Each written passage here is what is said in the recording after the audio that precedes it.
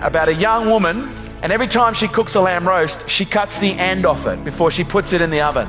And then one day her husband says to her, "Honey, why do you cut the end off the lamb roast?" And she goes, "Well, I don't know. That's what my mum used to do." He goes, "Well, ring your mum. I want to know why." So she rings her mum and says, "Mum, why do you cut the end off a lamb roast?" And do you know what she said? "Because that's what your grandma used to do." She goes, "Let's do a group call and we'll ring her right now." And they ring Grandma. She goes, "Hello, Grandma, why did you used to cut the end off a lamb roast?" And she goes, "Well, honey, when I used to cook a lamb roast when you were young, our ovens weren't very big, so that was the only way we could fit them in the oven." 2 generations later, they're still cutting the leg off the lamb roast. Why? Because that's what they saw. Almost every behavior that is demonstrated in the world right now, it came from somewhere. And at some point, somebody, please stand up and take responsibility. Because we can point to somebody else. That's the fucking easy part. Anyone can blame. But at what point do we stand in front of the mirror and point at ourselves and go, "You know what? Maybe I'm actually part of the problem." Right now, we are surrounded by a disproportionate amount of entitled individuals who think they deserve a better world, but they're willing to do nothing to create it. All the dysfunction we're seeing in the world, it's not new, it's been there forever. It's now visible because of social media. It's now visible because we're seeing dysfunctional behaviors being documented more than ever before. Police brutality in America, and that's been happening forever. Okay, the only difference now is people are videoing it. Domestic violence, it's been happening for a very long time. Women being mistreated by misogynist, entitled, egotistical, arrogant pricks, it's been happening for a long time. Only difference now, women are speaking up. All this that is going on in the world right now, this ain't new. This is old news.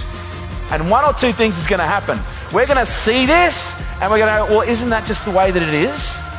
Or we're going to go, "Enough's enough." At what point do we break the cycle? At what point do you stop cutting the end off the lamb roast?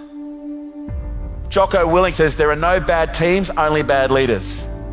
There are no bad families, there are only bad leaders. That's sobering. But my question to you is, would you follow you?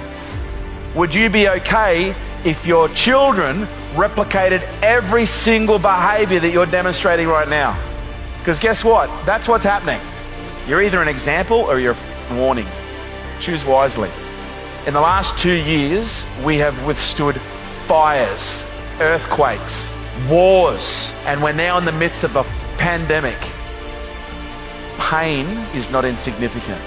Pain, based on history, has been the greatest awakener that this world has ever seen. Because it's not until you experience a level of pain that you start asking yourself a question, there has to be a better way. This hurts too much. There has never been more potential waiting to be unleashed than there is in this moment right now. The 2 greatest moments in your life is the day you were born and the day you work out why. And I would suggest most of you are tiptoeing through life right now trying to get to death safely, rather than opening the door every day and jumping out of the plane and facing death head on. Because here's what I know, at some point you're going to die, every single one of you.